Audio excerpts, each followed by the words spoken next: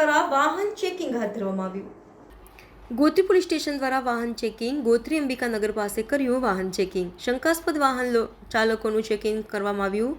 Gotri police દ્વારા શંકાસ્પદ વાહન ચાલકોને અટકાવી જરૂરી કાગળ તપાસ કરી.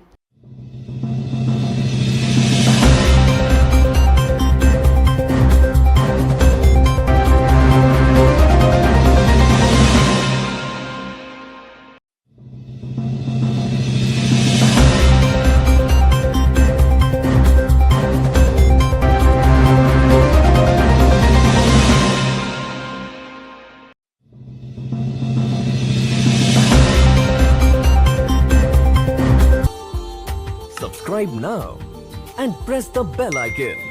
Never miss an update.